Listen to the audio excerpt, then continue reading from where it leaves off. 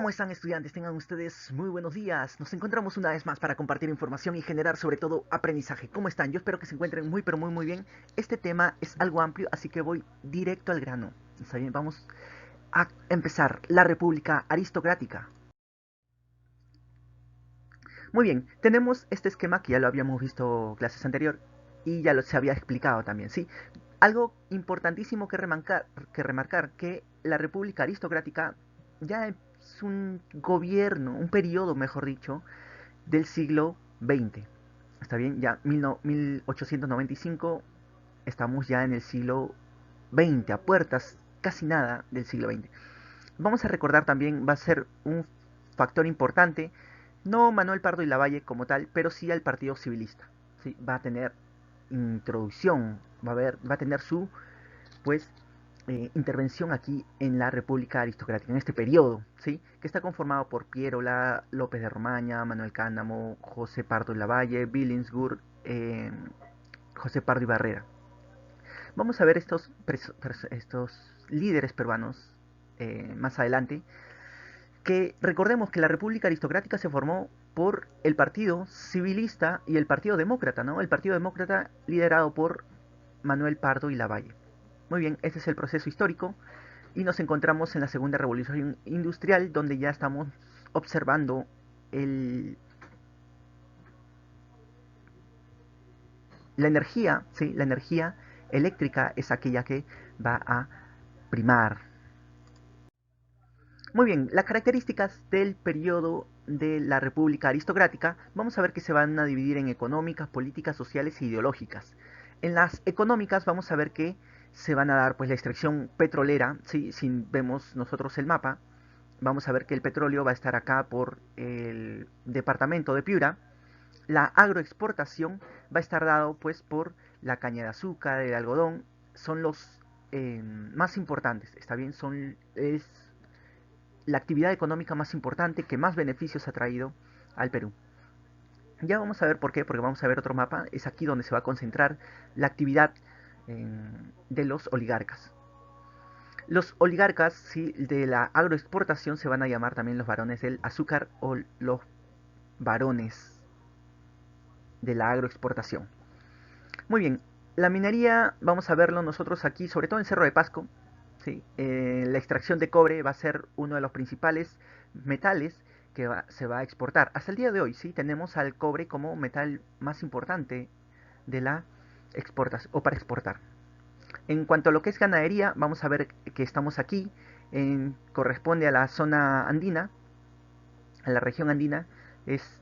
Tenemos aquí la lana y la ganadería, obviamente, ¿no? Van a cuidar pues los animales, eh, estos seres que van a brindar pues la lana.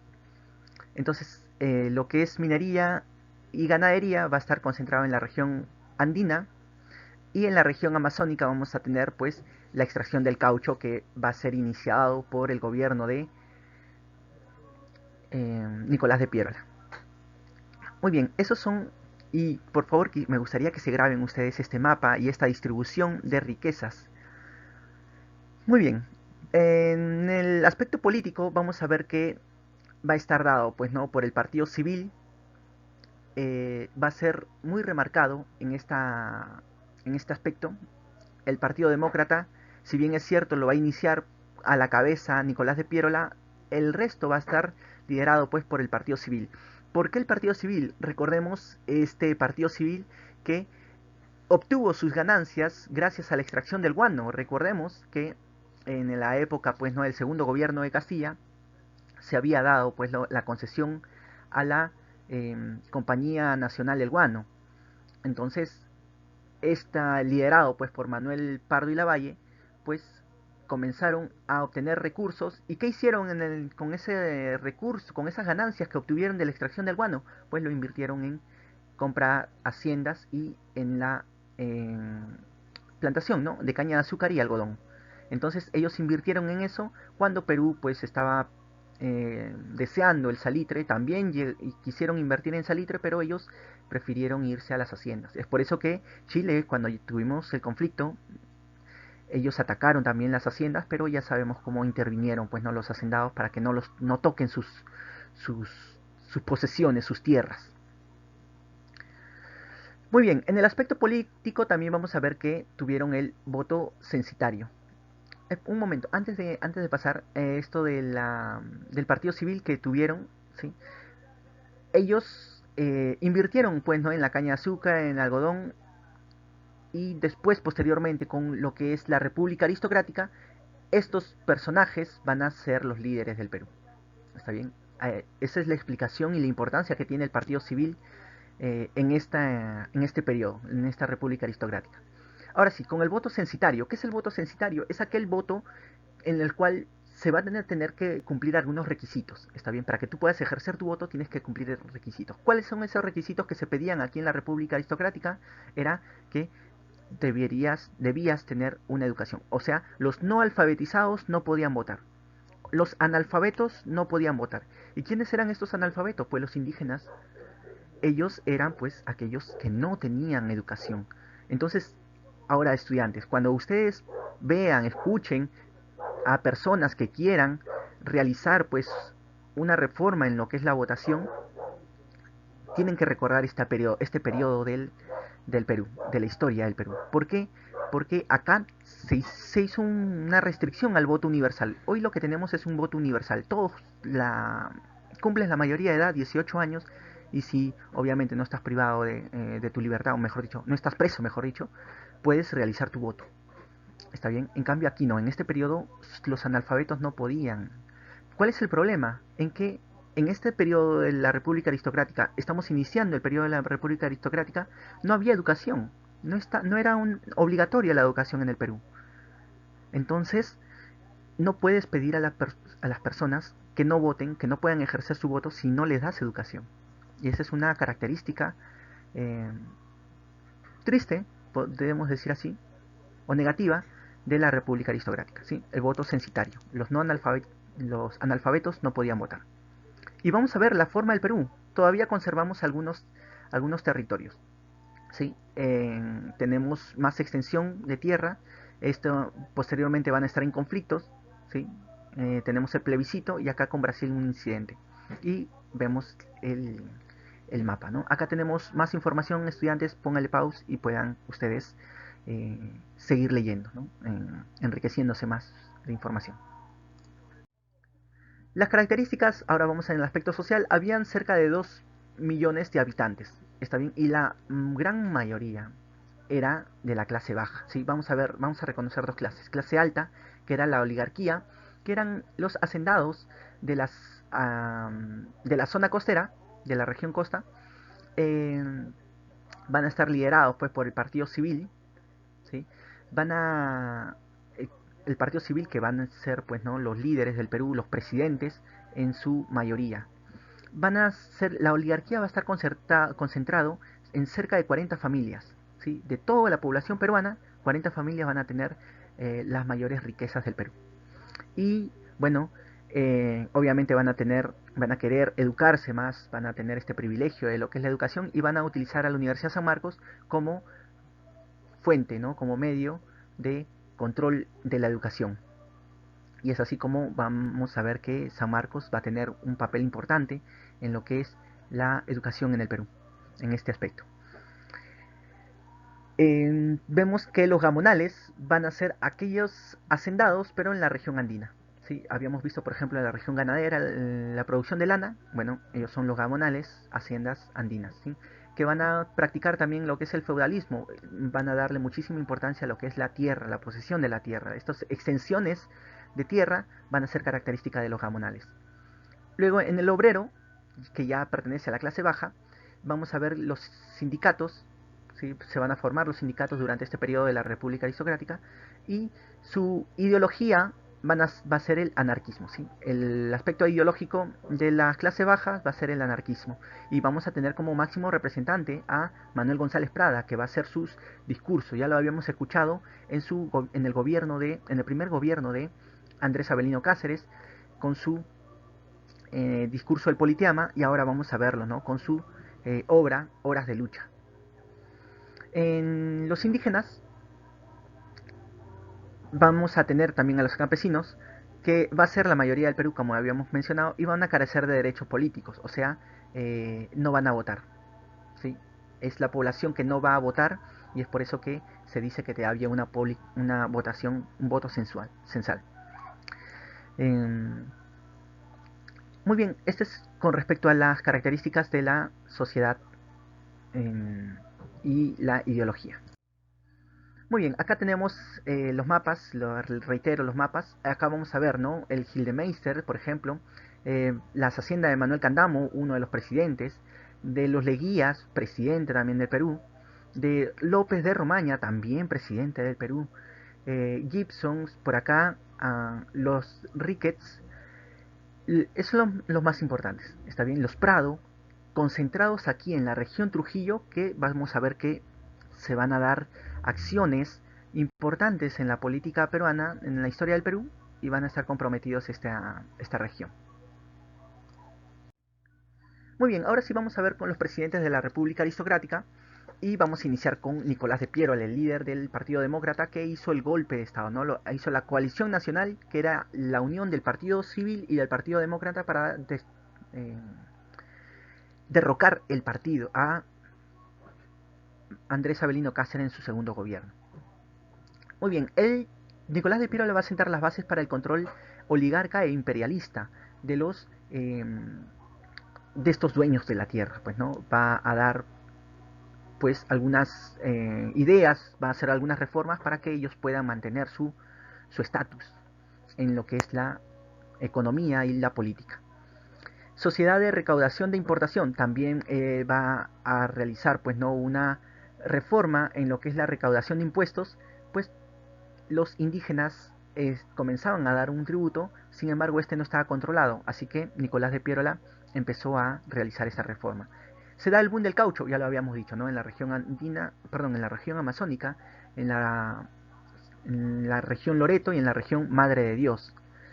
Y se va a dar la primera huelga obrera, ¿sí? En Loreto Madueño. A decir verdad, esta huelga eh, no va a ser tanto una huelga obrera, pero se va a dar a causa de que van a querer eh, que Loreto sea, pues, ¿no? Un centro de la producción del caucho, perdón. Entonces es aquí donde se va a dar, pues, ¿no? Una revuelta, una primera huelga de los obreros, liderado por Madueño, está bien, por el general Madueño, que luego va a ser controlado por Nicolás de Piero a través de las fuerzas militares. Luego vamos a ver el estanco de la sal en Guanta. El estanco, ¿qué quiere decir el estanco de la sal? Que se va a dar. ¿Qué es este estanco de la sal? Bueno, es la recaudación, está bien, para poder.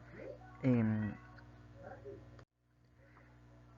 este estanco de la sal hacía la recaudación de dinero para poder eh, hacer, ¿no? Para poder llevar a cabo, ¿no? Este plebiscito para poder recuperar lo que es Arica y Tacna. Muy bien, la libra del peruana de oro, bueno, es una de las reformas monetarias que va a hacer Nicolás de Piérola para controlar estabilizar la moneda en el Perú. La misión Clement, que básicamente es, pues, el aporte de ideas francesas para controlar el ejército, ya sea centralizarlo aquí en la capital, puesto que habíamos visto que periodos anteriores los militares hacían golpe de estado, pero no lo hacían en la capital, sino lo hacían en otras provincias, eh, puesto que no estaba centralizado el ejército. Entonces, para que no suceda esto, se centraliza el ejército del Perú y se crea la escuela militar de Chorrillos. Y así es como termina su periodo en Nicolás de Piérola, cumple su periodo, recordemos que el periodo en este tiempo es de 4 años y actualmente lo tenemos de 5 años. Eduardo López de Romaña va a ser el sucesor de Nicolás de Piérola y también va a impulsar la agroexportación porque también es un oligarca. Está bien, ya lo habíamos visto que tiene eh, tierras, tiene riquezas que él desea controlar, pues, ¿no? Él va a impulsar la agroexportación Va a dar el código de aguas y minería. ¿Por qué? Sucede que se va a dar un control, un mayor uso, o se va a beneficiar, mejor dicho, el agua, o sea, el caudal de los ríos para estas industrias, ¿sí? Estas grandes haciendas y estas grandes minerías, y se va a perjudicar de algún modo a eh, a las haciendas más pequeñas. Entonces se van a dar una serie de revueltas, ¿está bien? Ya más adelante vamos a ver cómo son estas revueltas, que va a afectar principalmente a la zona a la región de Trujillo. Entonces ahí vamos a ver, más adelante lo vamos a conversar. Bien, el tratado Osma-Villazón. Se va a hacer este tratado Osma-Villazón para delimitar tierras, ¿está bien? Con Bolivia.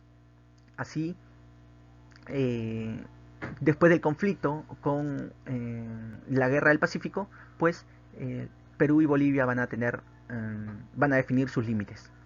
Legalizó el enganche.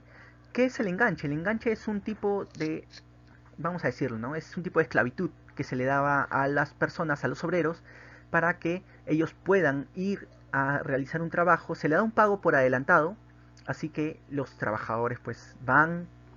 Sin embargo, en esa zona de trabajo, lo que hacen es endeudarse los obreros, de modo que no pueden ya salir de ahí y van a depender de, de la empresa a la que están allí subordinadas. Entonces se va a dar un tipo de explotación.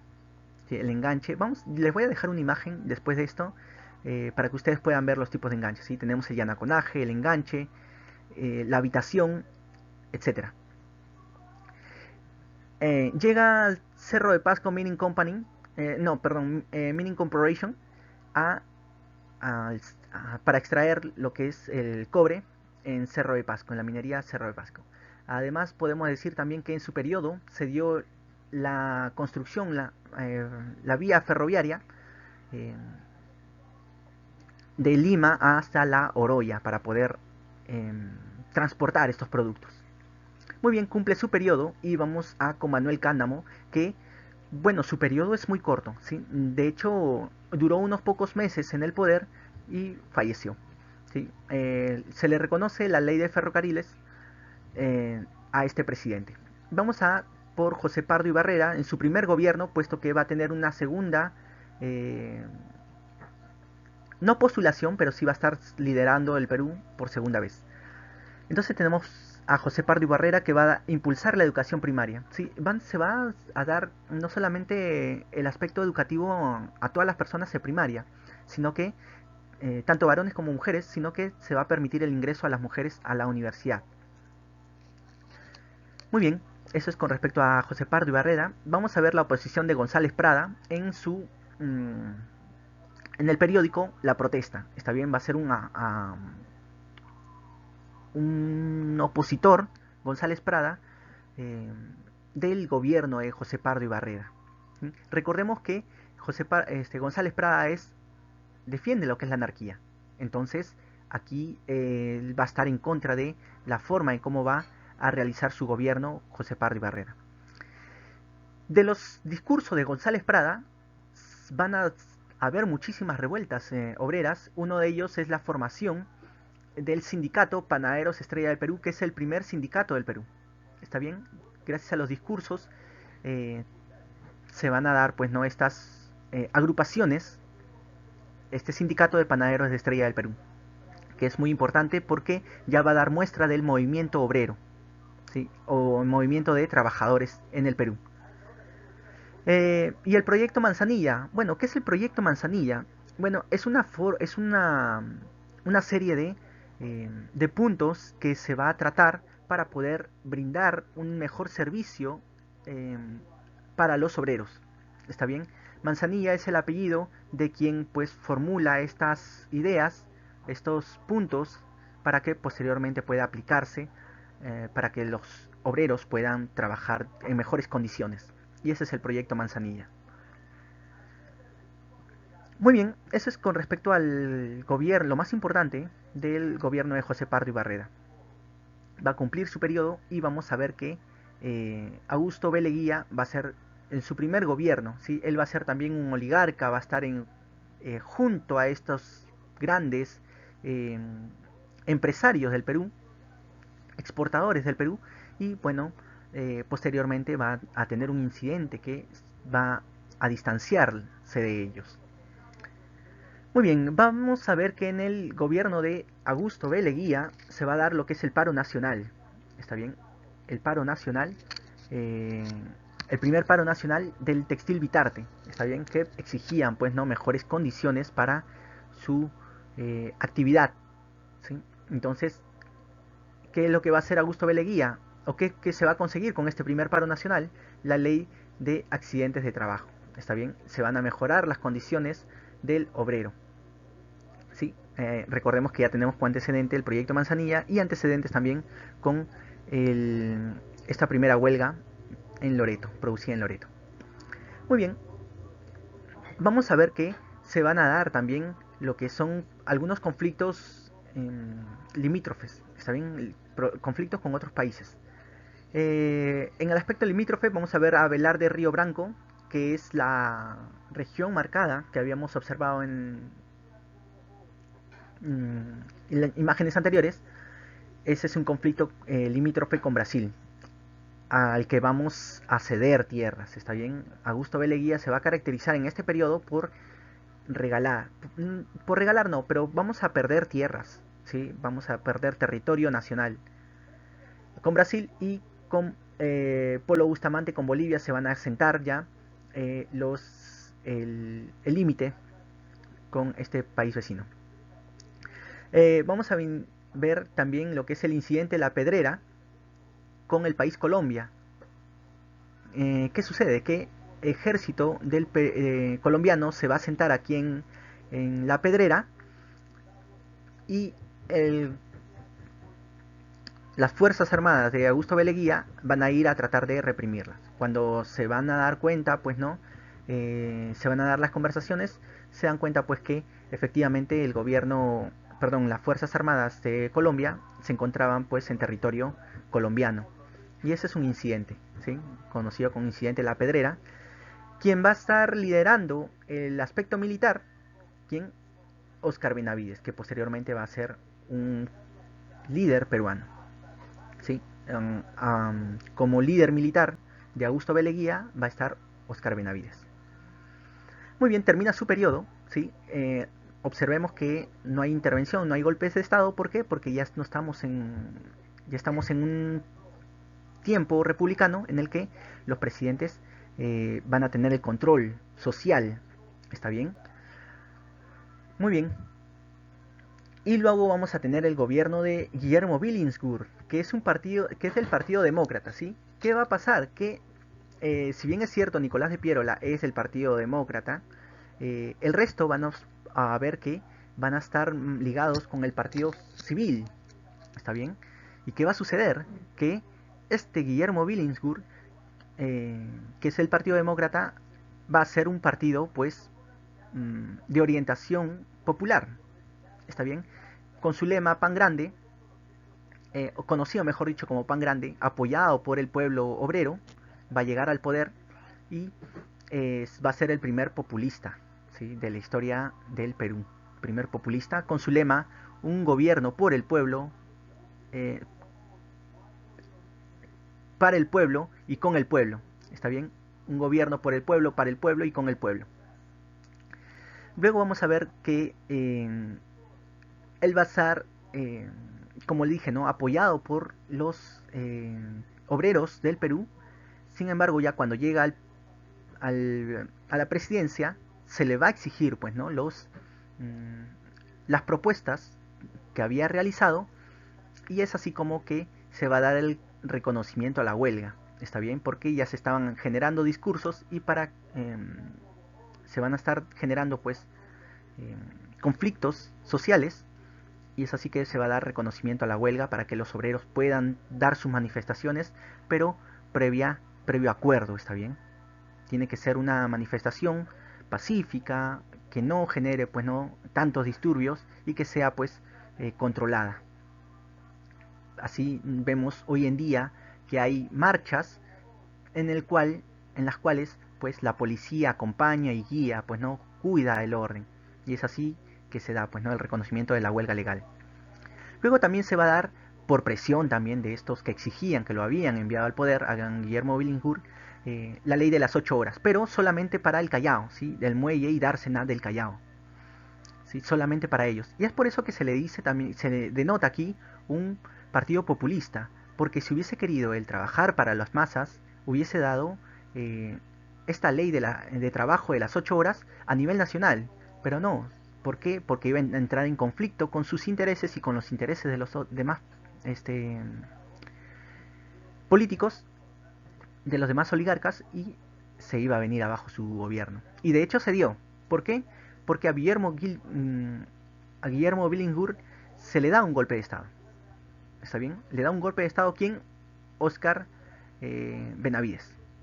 Oscar Benavides le da un golpe de Estado. ¿Por qué? Porque va a dar pues muestras de un desborde popular. Le está dando mucho poder a las masas, a los obreros, y esto iba en contra de los beneficios de los oligarcas. Entonces Benavides le da un golpe de Estado, así que inicia un gobierno de facto, un golpe de Estado, que a decir verdad él no quería gobernar, simplemente quería hacer esta transición, y es por eso que se le conoce como un gobierno provisional, ¿está bien? Pero no olvidemos que por hacer un golpe de Estado se considera un gobierno de facto, por intentar detener el desborde popular. Va a durar un año, ¿sí? 1914-1915, con Oscar Benavides va a iniciar lo que es la Primera Guerra Mundial. Entonces son datos que debemos tenerlos en cuenta. Y Oscar Benavides, como habíamos dicho, no solamente quería hacer una transición, un cambio, este populismo que estaba teniendo Billinghurst quería detener, así que convoca y hace una convención de partidos, ¿sí? Convoca a convención de partidos, que el Partido Socialista, Demócrata y otros, para elegir pues a un nuevo líder, ¿está bien? Obviamente el Partido Demócrata no va a participar porque le ha hecho un golpe de Estado, pues, ¿no? Por resentimiento no va a participar en esta convocación, en esta convención, pero entre los oligarcas van a elegir a nuevamente Pardo y Barreda. Entonces tenemos otro gobierno, un segundo gobierno de José Pardo y Barreda. Con él se va a dar el boom exportador. ¿Qué va a suceder? Como ya se dio la Primera Guerra, se está dando la Primera Guerra Mundial, ¿qué se va a necesitar en Europa? Pues materias primas. ¿Qué se necesita para poder realizar los vehículos, para hacer más, estar acorde con esta revolución industrial? Pues caucho. Y es así como se va a dar, pues, ¿no? Se va a enviar pues materia prima y caucho a Europa. Y se va a intensificar esta exportación. Es por eso que en José Pardo y Barreda vamos a ver que es el boom exportador. Pero se va a primar tanto estas materias para exportar que va a haber una escasez de productos básicos. ¿Está bien? Ya sea pues tomate, zanahoria, etcétera. Son productos que no deben faltar, papa, arroz, productos que no van a poder producirse porque van a querer vender ellos a Europa. Entonces va a haber una escasez de productos básicos y se va a dar una inflación. Es así como que se va a dar un paro nacional. Está bien, los movimientos obreros van a van a realizar un paro nacional que van a exigirle pues mejores condiciones de trabajo a José Pardo y Barreda. ¿Está bien? Muy bien. José Pardo y Barreda lo que va a hacer es dar las 8 horas de trabajo a nivel nacional, ¿sí? Ley de 8 horas solamente para el Callao con Guillermo Billinghurst, pero con José Pardo y Barreda ya se va a dar las 8 horas a nivel nacional, ¿sí? Por esta presión social. Entonces la reflexión que debemos hacer nosotros para con este gráfico es que, bueno, se han conseguido derechos, lamentablemente, hay que remarcar esto, lamentablemente, a base de conflicto, de lucha. ¿Está bien? Por eso cuando ustedes vean personas que salen a protestar, personas a manifestarse, traten de comprender el por qué. No juzguen tan rápido a estas personas, ¿sí? Traten de comprender el por qué están marchando, por qué, a qué se debe, y si a lo mejor ustedes están a favor o en contra de un avance, de una mejoría. Hay que ver los pros y los contras también. Muy bien, estudiantes, entonces este es el proceso histórico. Si tienen alguna duda, alguna otra especificación, pueden realizarla por los medios que contamos. Bueno, aquí vemos una imagen en la cual podemos ver, ¿no?, las diferentes maneras de explotación. Tenemos el enganche que ya habíamos mencionado, el yanaconaje y la correría, ¿sí?, que ustedes pueden poner pause y poder informarse. Muy bien, estudiantes, sin más dilatación del tiempo, las actividades van a ser resolver los ejercicios del compendio. Si tienen alguna duda, alguna consulta, pueden realizarla por los medios de interacción que contamos. Eso sería todo por mi parte. Goodbye.